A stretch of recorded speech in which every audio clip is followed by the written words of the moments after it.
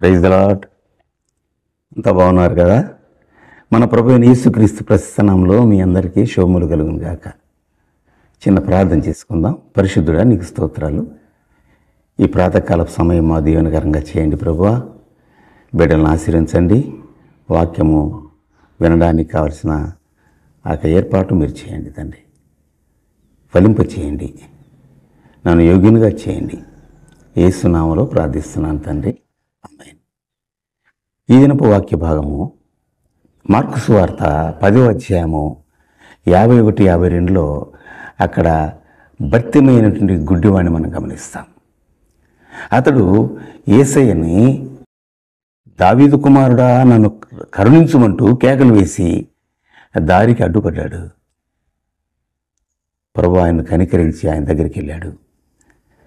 నేను నీకేం చేయాలని కోరుకున్నావయ్యా అని అడిగినప్పుడు ఆయన అంటాడు, ప్రభువా నాకు దృష్టి కలుగు చేయి ప్రభు అంటాడు. పుట్టుకతో గుడ్డివాడు, నాకు దృష్టి కలుగు చేయి ప్రభు అంటాడు. ప్రభు ఆయన కోరికను తీరుస్తాడు. అతను దృష్టి పొందుకుంటాడు, ప్రభువును స్తుతిస్తాడు. చూసారా, ప్రభువుకు అసాధ్యమైందంటే ఏది లేదు. అది గుడ్డితనం అయి ఉండొచ్చు, కుంటితనం అయి ఉండొచ్చు, మరి ఏదైనా ఉండొచ్చు. ఏ రోగమైనా సరే ఆయన స్వస్థపరచాల సమర్థుడు. ఇక్కడ ఆ గుడ్డివాని యొక్క విశ్వాసాన్ని మనం గమనించాలి. ఆ విశ్వాసం ద్వారా అతను స్వస్థత పొందుకున్నాడు. మరొక వ్యక్తిని మనం గమనిద్దాం. శతాధిపతి లూకా సువార్త 7:7లో మనం గమనిస్తాం. ఆయన అంటాడు, తన యొక్క దాసుడు అనారోగ్యంగా ఉంటే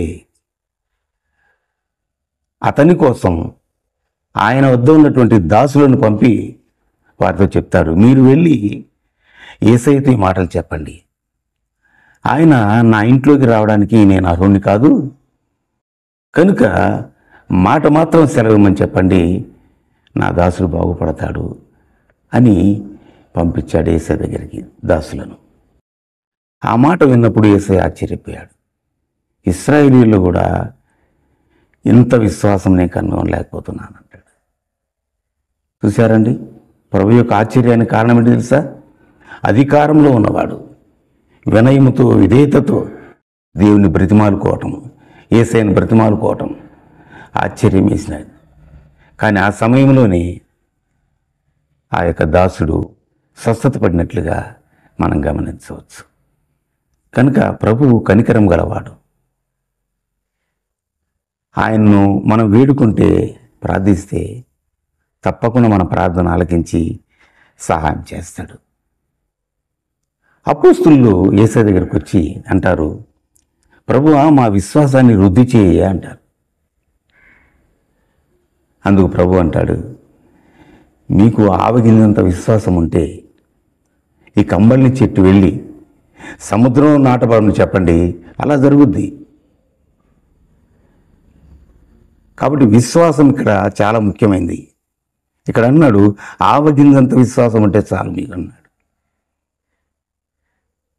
కాబట్టి ప్రభువునందు విశ్వాసం మన జీవితాలకు విజయాన్ని కలుగు చేస్తుంది, అద్భుత కార్యాలను చేస్తుంది, ఆశ్చర్య కార్యాలను చేస్తుంది, మనల్ని బలపరుస్తుంది, ఆయనలో స్థిరపరుస్తుంది. మనం జ్ఞాపకం తీసుకుందాం. చివరిగా ఎమ్ఐ గ్రామస్తులు ఒక సాయంకాలమున యెరూషలేము నుండి వెళ్తుండగా వారితో పాటు వారికి తెలియకుండానే యేసయ్య వారితో ప్రయాణం చేస్తాడు. వాళ్ళు మండే గుండెలతో మాట్లాడుకుంటారు. యేసయ్యకు జరిగినటువంటి ఆ అన్యాయము సిలువలో. సాయంకాలం అయింది, పొద్దు ఇంగిపోతుంది, ఆ గ్రామానికి చేరువవుతున్నారు. అప్పుడు వాళ్ళు అంటారు, అయ్యా పొద్దు గురిగిపోతుంది, సాయంకాలం అయిపోయింది, మీరు మాతో కూడా ఉండండి అయ్యా అని బ్రతిమాలారు. వారి మాటలు విని ఆయన అక్కడ ఉండిపోయాడు. ఆయన ఉంటే మనకు మేలు. ఆయన మన గుండెల్లో ఉండాలి, ఆయన మన ఇంటిలో కూడా ఉండాలి. వారు బ్రతిమాలారు, ఆయన ఉండిపోయాడు. మన జీవితాల్లో కూడా ఆయన ఆహ్వానించుకోవాలి. మనం మన కుటుంబంలోకి, మన బ్రతుకులలోకి. అప్పుడు అన్నీ సరిచేయబడతాయి, అన్ని అవసరాలు తీర్చబడతాయి. మరియా మార్తలు అంటారు, అయ్యా నీవు మాతో ఉండుంటే మాకు నష్టం జరిగేది కాదు, మా తమ్ముడు చనిపోయేవాడు కాదు. అవును, యేసయ్య ఉంటే ఏ నష్టము జరగకుండా ఆయన చూసుకుంటాడు. ఆయన బిడ్డల పక్షా నుండి కార్యాలు జరిగిస్తాడు. వీరి కోరికలు ఎలా ఉన్నాయి? ఈ ఉదయకాలంలో నీ కోరిక ఏంటి? ప్రభు తీర్చగలడు. నీకు విశ్వాసం కావాలి. నీ కోరిక ప్రభు చిత్తానుసారమైనదైతే ఆ కోరిక తప్పకుండా నెరవేరుస్తాడు ప్రభు. నీ మేలు కోరేవాడు ప్రభు. ఉదయకాలం మాట్లాడుతున్నాడు.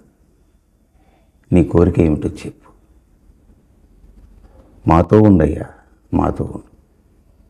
ఆయన నీతో ఉంటే నీకు రక్షణ, నీ ఇంటికి రక్షణ, నీకు క్షేమము, నీ కుటుంబానికి క్షేమము, సమస్తము మేలు కలుగుటకై ఆయన సమకూడి జరిగిస్తాడు. అలాంటి కృప వింటున్న మీకు, మనకందరికీ ప్రభు అనుగ్రహించునుగాక. ఆమేన్. ప్రభువా, ఈ వాక్యాన్ని బిడ్డల హృదయాల్లో ఫలింపచేయండి. నీ నామానికి మహిమ తెచ్చుకోండి. ఈ దినం నాయన పిల్లల జీవితాలకు ఆశీర్వకరంగా, నీ నామానికి మహిమకరంగా చేయండి. యేసు నామంలో ప్రార్థిస్తున్నాను తండ్రి. Amen. Praise the Lord. God bless you.